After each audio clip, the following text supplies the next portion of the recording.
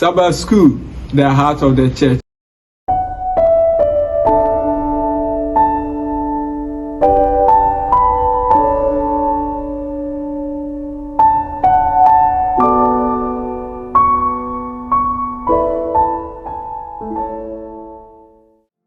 Nyamema, yɛma nyina ho akwa abadeba adisua ɛtɔ du baako.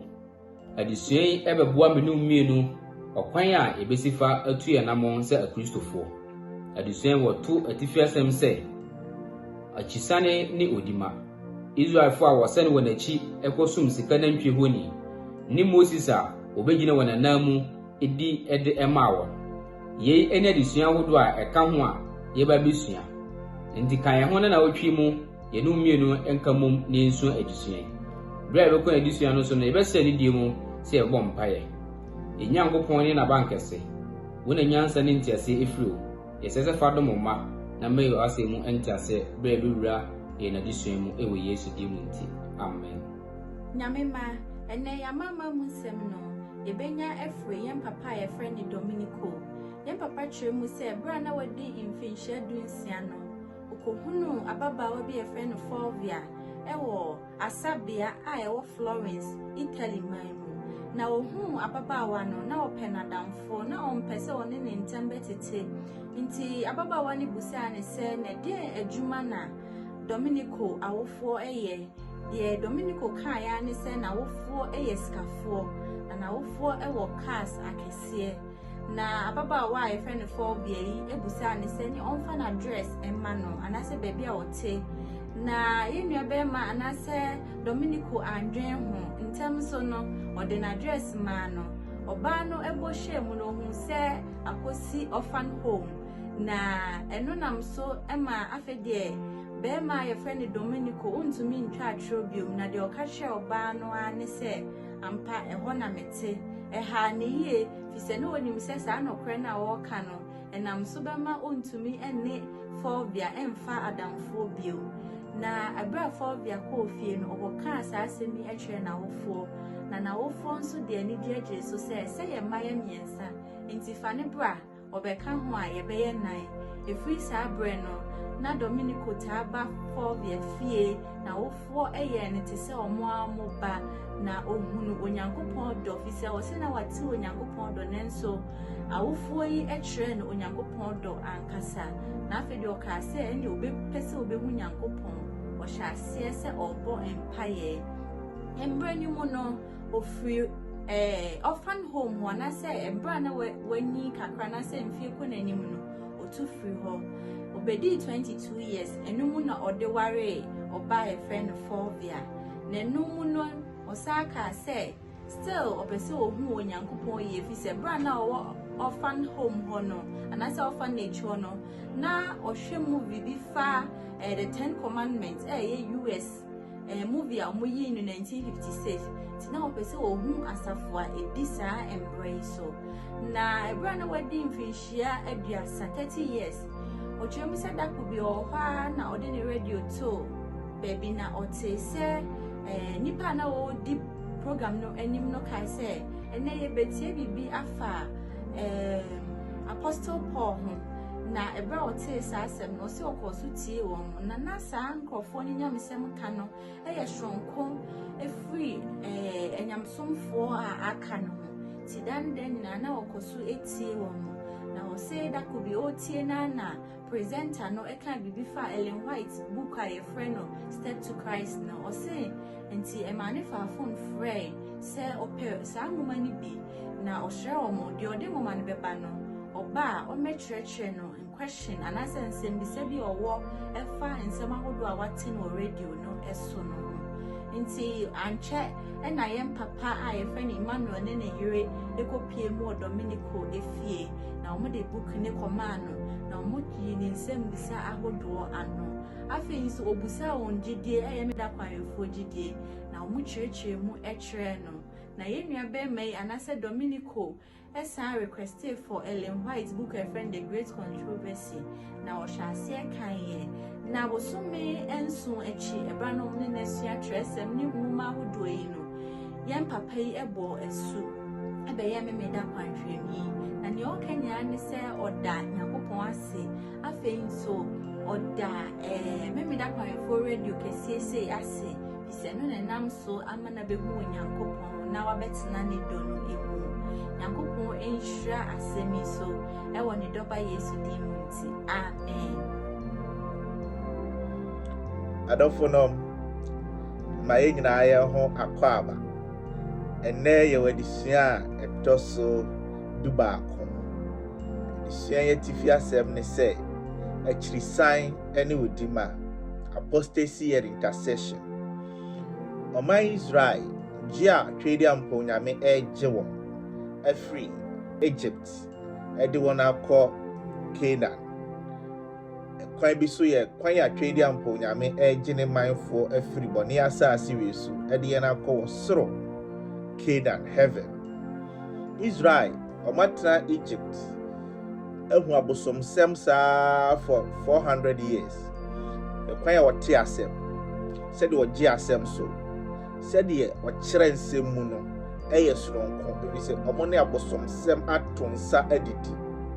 omatena boni mu ache ti kwan atwedi amponyame ebeji oman na free Egypt for nsem no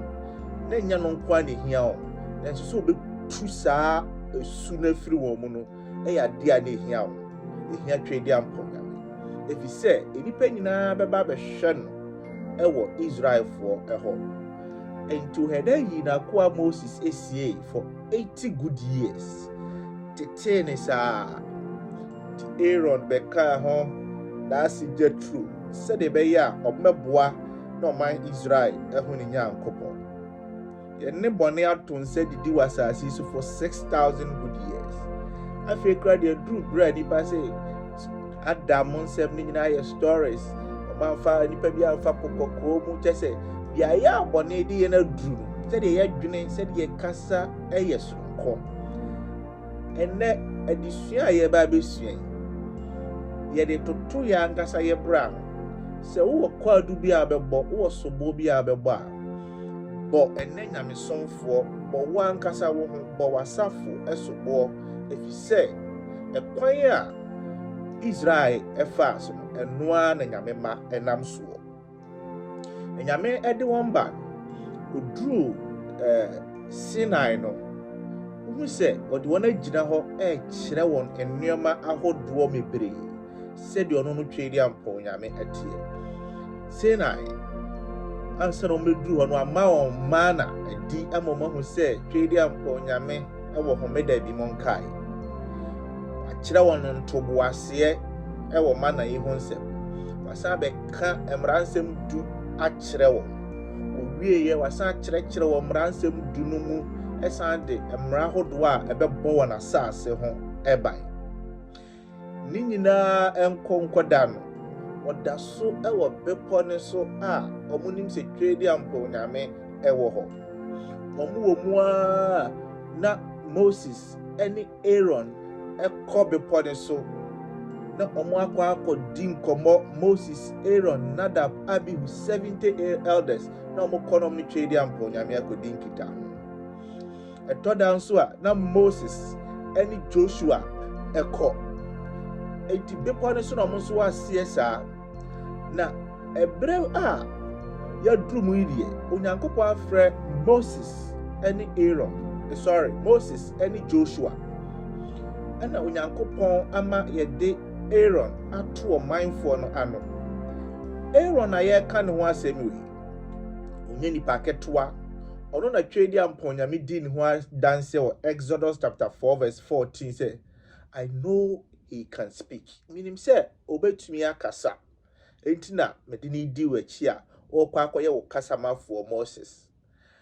wo hu twedi amponyame wo bepo ne so bi enti Aaron ono na ogina Faro animu a wakasa ya ne ho ampopoi wo hu nsenkere ne ahodo ntina wo wanim ne mu gidie na Nyankopon ma ya fa Joshua efi se enche Moses eni ho a Joshua ne do manfo ne beko na Aaron aye osofo pani no ento Nyankopon adi Aaron eja omanfo ne se Joshua eni Moses momra na menemo ni nkomo ne mra omukọ bepo no so no mo di nkomo no ayete se wa hu obema owa kwantuom ye hu oba no ye be ware no ti wasiesie ne ho se wo ye ne ho ni matoto ne ntade nyina wo di nkoma yesi wo di nyina nti aka nuema odi be si aware no ano emre ofra kwantuom eba se oba be ware ne yire no oduru ho a ne yire no ne obema foforo ene da ho yi edien na ka wo be ye twedi ampon nyame de apam na ma oman Israel ono na ya pam awie se mo hena mo ntime ne menante a anka mo ka kire me but omosi ane de waka nyina ye betumi ni wanante ama me de memra du makam nsem a kire mo ma ridi bibia a kire mo laws ni nyina makan a kire mo se ane mo betumi ene Moses bra na me surprise oman Israel me mema mo me kire omuhu bi da me de me nsa kire ne bo pono so na mo de ato entumadan ni mo o de ade a eye nsoano na ebre won se afedie aye complete na emra o de nsoano de ebe do obedru ye na oman Israel efiri ni nyankopon enchen na o say apam a ye pam ye nyina de odi efiri Egypt bedru ha nyina enye sa nyankopon na afi ni ehu se de sa nyankopon ne ti minuanom enne ensem wei ene ebe abeka ho asem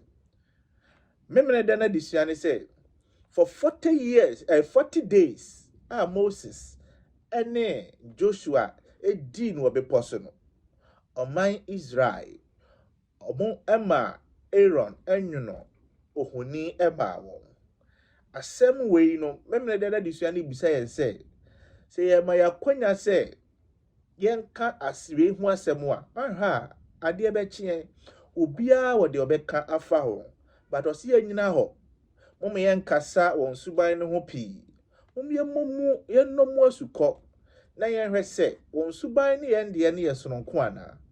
na ekwan ben na yebesifa asesa saa subanwi entinya sobo na yebo na emum eyese yesuade edikwasiere na disuane say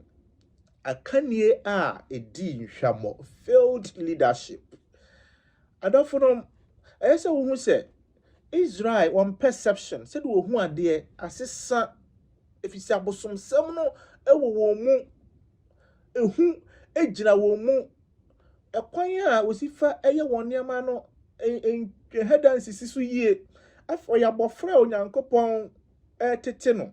entuma ne kwan a emmofra sema na bekoso enti wotia ne kakra na akrokro ne kakra na yesa wo krokro ne pia ene niam ense ne mfata ene beba enti onyankopon ze de bia ngrofo we no omo pese omo hu ade se gina omanim anse no mahu se nyame bi ka won ho efi se asase a na wo so no bo hu se kwa odwan ni na omo som nantwie ni na omo som ebia apotroni na omo som saa na omo ye de bia na omo hu se omo nyame bi ka won ho enti mimi nyame me pese omo ti ase se bi nyame a me tete saa niam ni mu enti atoda atwedi ampo nyame ka won ho na wayi ne ho kakra na wotete won say be ye used to say nyame amo som no onye say nyame ada bia wogina bibi emu enti atoda odi mununkum ojafadum na waba kire kakra na mo kọ danso da bia no nyankopon of physical person Moses nanso na mo ye do mo re hye Moses mu too much to nyankopon twe Moses kakra for 40 days na wo hwese do mindful be ye na afi do mo ho ejira or see they became disoriented, fearful, impatient and insecure. Moses in hono na afi de omo ehu domo so ase omo ni bibia e ka won sa na no feel ati se obi a onom enubone ye ka se take ya che no che se abosomsom na ye won te se enubone ti bosom bia ni won finfin a na won ho yira won na ehu da won so Moses eni won wadwene se onyame nka won ho ento pese ye bibi eyese Aaron eti oman for nase ebize Aaron edie onimtwe di amponyame na wanyini wonyankopon anse na onyame be frɛ Israel for no na wa frɛ Aaron dada wo frɛ Aaron ema ni hia Moses ewo ekwan mu nanso said your ɔmanfoɔ no ɛbɔ pini nso obi a ade ɛhyɛ ne so a wɔn hu de ɔnya ne ho na ɔpɛ biribiara said ɔmo bɔ pini Aaron yɛ mu hye okay patriarchs and prophets Ellen Golden White twerɛ ya or say they had wanted to kill Aaron no munya na kɔ mu bɛku no na ɛbaa ne saa no Aaron antumi anyina na Aaron ka sɛ okay enema atwe di ampo nyame ɛka sɛ munyigi mfiri mu wura no mo hɔ mmra no muyiyi ɛde by gold ne enema aka no na ɔde egujam owieye ɛna wɔnwono a golden calf na ntwie ɛde esi hɔ arahusɛm a ɛwɔ ha paa ɛne sɛ ɔmanfoɔ no ɛmra onyame bɛbutu bepɔ no so no mo ahu sɛ de nyankopɔn tie ɔmo hu nyame physical da ɛna nyame aba aka kyerɛ sɛ when wanyɛ onyame foforɔ bi aka me ho na when wankoto wɔn ɔmo yɛ very curious ɔmo pɛ sɛ ɔmo hu sɛ de nyame ɛtie na ɔmo nim sɛ wo Aaron wonim sɛ de nyame tie eti Aaron wo ba bɛyɛ nyankopɔn akyerɛ sɛ de ɔtie ti sɛ nyankopɔn ayɛ som no ɔno ne saa onyame a wɔ Egypt na ebi sɛ Egypt na saa nyame wei wɔ hɔ dada ɛna wɔyɛ de kyerɛ oh ɛna saa nyankopɔn no na adi anim dia besi nɛ saa nyame ne de no yɛ wɔtumfuo ɛti no bɛbutu bepɔ yi so ana ne ho aden sa Aaron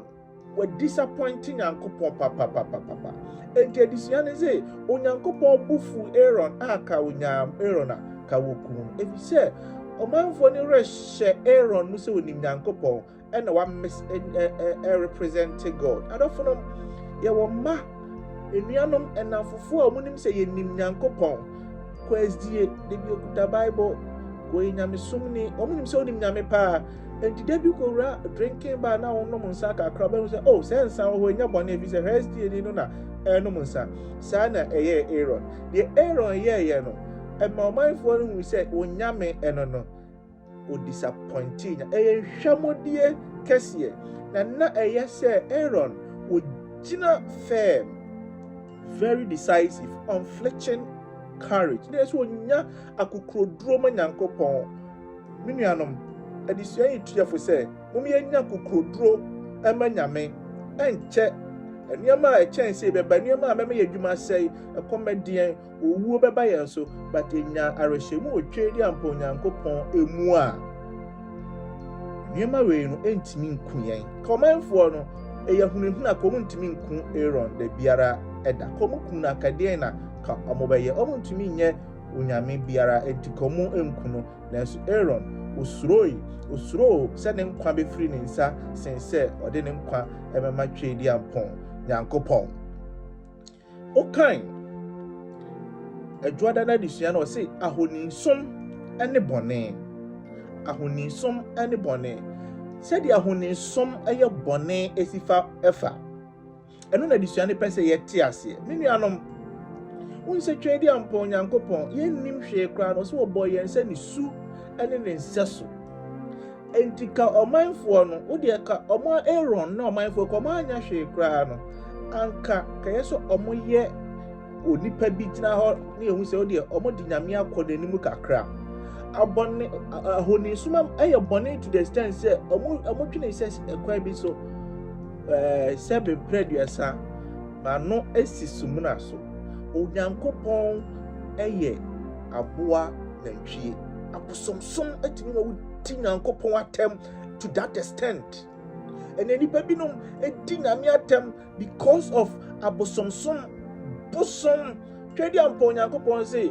moma yenye specific wa ha ɔmpɛ abosomsom ɔmpɛ saade no efisɛ ti nipa mu die ɛso enipa emudie etia to the extent say nipa dwene sɛ aboa ɛyɛ ni nyame edu no deɛ sɛ aboa ɛyɛ ni nyame ɔno no deɛ ɔyɛ deɛn ɔse a disorienting negatively ɛsɛyɛn ɛdane yɛn butu eti ɛyɛ bususɛm otwe di ampo nyame anim to the extent to cry sɛ ɔmo san ɛbɔ afɔdeɛ ɔhyew afɔdeɛ ne asomdua afɔdeɛ ɔbɔ ma twe di ampo nyame no ɔmo te aseɛ pefee sɛ saa nyame ni edu ɔbɔ afɔdeɛ de ma bosom ɛno na asɛm a ɔmo kae a ɛyɛ nyankopɔn ya ne sɛ wei ni nyame a wɔkye yɛn efiri Misraimfoɔ nsɛm anti adisane say a hyasien kakra eye kwa dubo mo fa niema ne mra na waje na mo asoja na odi gum na ona koma eprim afedie na wo sa na wo jiwani na ohase ekeka ensem niema etumi ya bosom emayen no ye bekoso ne ye behwe kwan a saa niema no ma ye kasatia onyankopon so ebrada na disane say resay won ho na emra omo bepo ne so eno na onyankopon edi emra dunu ema won onyankopon pe se Moses ohu se de omanfo no etie into twen kakra be bosome ne nadu no ka kire se ko he se de onyankopon ka se go down to your people ko onkrofo ne ho o se onkrofo a wodi won free Egypt baye no omo asai won ho eno ma me ensa na me pese o hye ne so onyankopon se won krofo afide wan identify himself with them wan ka se me mind bio wan frɛ won if no atwe ne ho ye tosu mienu o se wo man a wo yi won free Misraim o se Moses na yi won free Misraim enyame if se wo se nyame na yi won free Misraim are ho sem o se enye won dɔfo ne me bio na nyame kra na me ware wo nyame na me gye na ware onyankopon se enuama mienu o maye omo asɛe won resɛe won ho eye very strange say nipa ebeye saa ade oyi onyankopon free won so na twedi ampo nyame so gitum se ene ma free won so emeye hu se de onyankopon wonye wo hye efa se enyame na mede won ba ye de anya hwe so mo se nyame na mede won abeduru bia ya wa beduru a wona bosom ti saa no wo ka ene ohun se wasɛe won ho na mentumi ene won tena bio enya bosom sam nko na ma nipa sɛe won ho Ezekiel penso onyankopon se omanfo ne nhwe nyanka enwisia won hwe won akunafo tietia won fa ahudie so ahoho wotai won ani nunti wasɛe won ho tibi twedi ampo nyame mentimi ntena won finfin emayati ase se nya bosom sam nko na Israel ede sɛe won ho emre ko na nim no nyame kire nneema bi a ɛsɛe enipa a entumi ma nyame ntena yemu chese adia ema omanfo no adwini free nyankopon so no hye ase se o act other way no ebiara no esei won ho na etwe won free nyame nchen nyankopon so etwe ne ho adofo no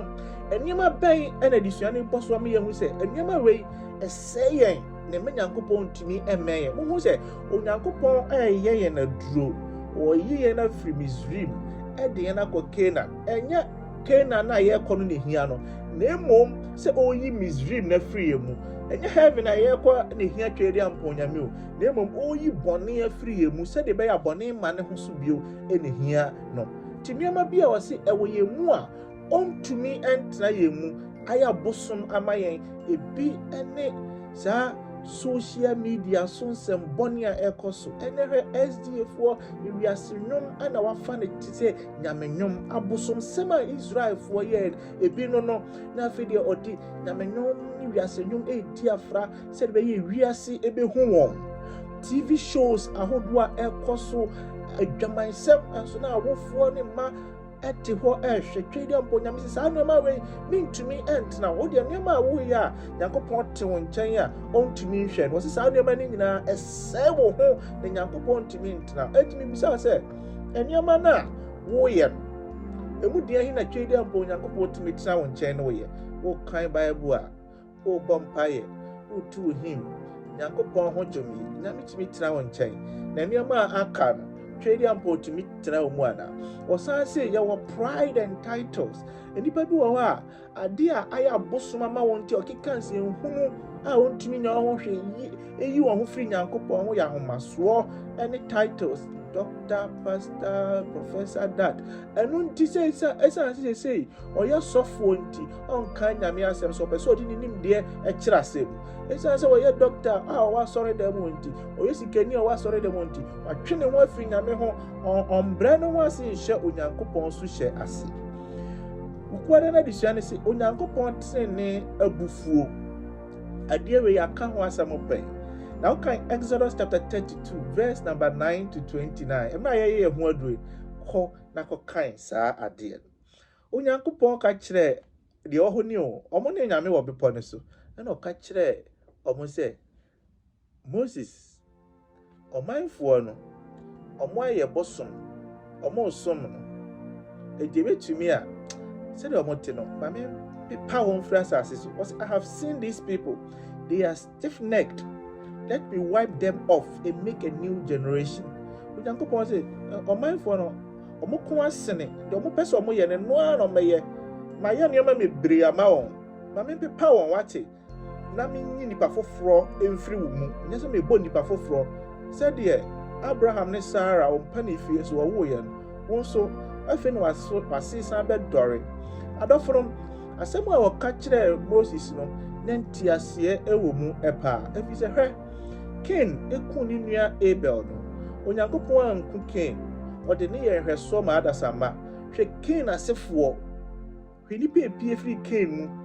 bɔne a Cain yɛ na ne kɔn asene ne bɔne no wɔte ɛtoa so saa ma afei deɛ yɛbɛnya Noah nsuyire no enipa adwene sɛ to the extent sɛ ɛka nipa wɔtwe ɛno koraa ka Nyankopɔn ama nsuyire no ama wɔanhwɛ a ka wɔn nyinaa bɛsɛ ka Nyankopɔn nya nipa baako koraa wɔ asase so enti ka Nyankopɔn eyi Cain firi hɔ a ebi a ka wiase abakɔsɛm ɛsesae na so sɛdeɛ ɛbɛyɛ nipa bɛte Nyame ase nti wɔanyɛ hwee yɛka Nyame abufuhyeɛ sɛdeɛ ɛteɛ onimu paa sɛ sei na ɛkɔ so but ɔyɛ din nyɛ obi asɛm to na ɔha aseɛ kasakasa na bufuhyeɛ ɔdɔ no ɔyɛ din sɛ mepɛ sɛ wɔhu na ɔno ate aseɛ deɛ ɛtɔ so bio hwɛ nkurɔfoɔ a na ɛte Canaan asase ne so Jebusifoɔ Hetifoɔ saa nkurɔfoɔ na ɛte asase ne so no for 430 years na ɔmo bɔne aduro Nyame anim Onyankopɔn ayɛ de ɔbɛyɛ biara ɔmanfoɔ no ɛsesan enti wɔkɔɛ ɔse afei deɛ yɛkɔyi wɔn afiri hɔ koraa ɛfiri sɛ na wɔmmerɛ aso hwɛ Saul ne bufu obi a ɔnyɛ ne hwee David pɛ sɛ wɔku no di n'akyi de nipa kɔkum asɔfoɔ bɛyɛ 85 a day adɔfo no hwɛ Judas Onyankopɔn a ɔne ne nam oyi ne mae asɛm a ɔka kyerɛ ne sɛ Judas gya no fie na ɔde mi ayi mi ama preaching biara ni wa ne betimi asesa Judas ɔsoro pon mo tuma no in the desire of ages saa na wɔka no hwɛ Cain hwɛ nipa na di Cain asase ne so hwɛ sɛ the Pharaoh sen the confire hwɛ Saul hwɛ Judas na tebea saa na Israel for na duru na sɛbi wayɛ tiase awuo no Onyame nim sɛ saa nkurɔfoɔ yɛ ameka wɔn asɛm ɔmo a na ɛba bɛto suntudeɛ a ɛma wowo Moses unnu bɔhyɛ asase ne so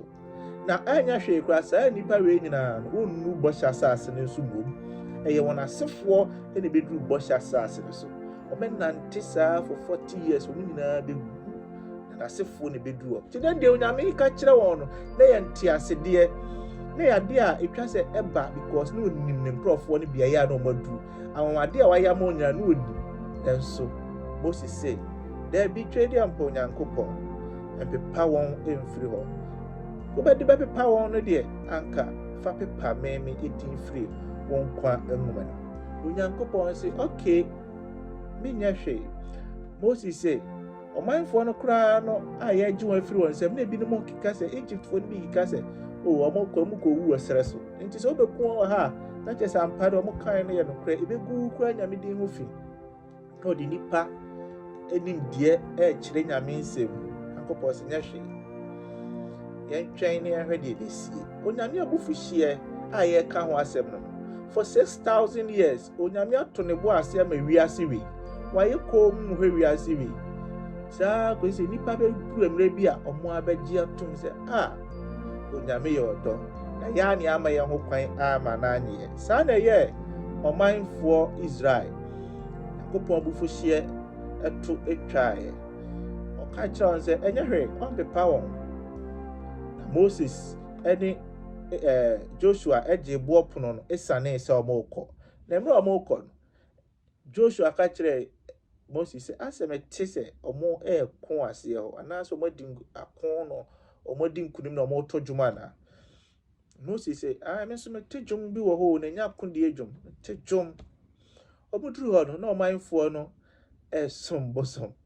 na Moses ɛboɔ pono no to bobosom no eso wo Moses a wo pacha say nyame hwe no ampepa no wanku on unim oka kire omo say hwan na wo nyame nchen omra na lewifo ne ba ne nchen e ma lewifo ne ba ne nchen oka kire se bunyi sekan ye hye mo ho munkwa afie mu enipa ye sa nneema we no munuanu mu a omo ye sa nneema we madofo no mo ye sa no mo ye bonfa sekan no enku okun nipa 3000 that day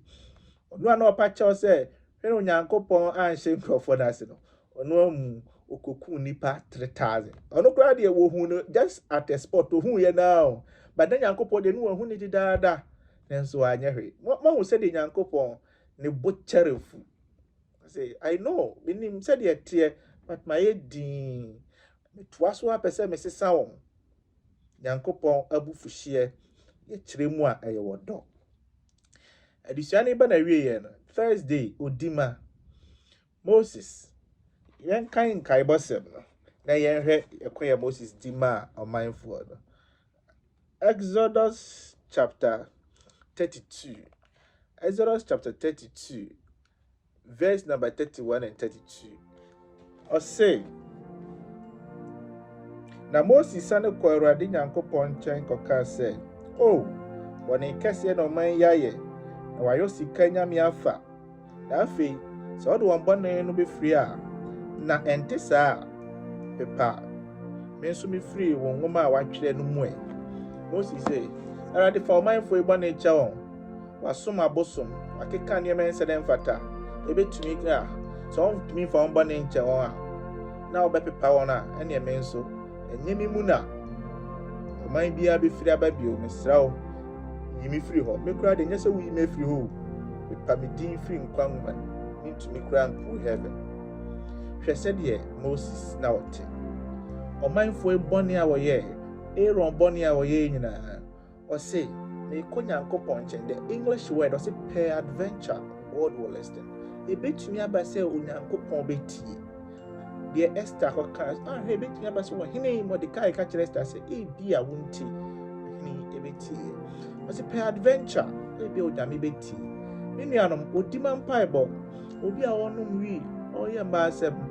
onyame ntimi enforce no enti enkire eno so nkire se emo mpaye ma wo e bia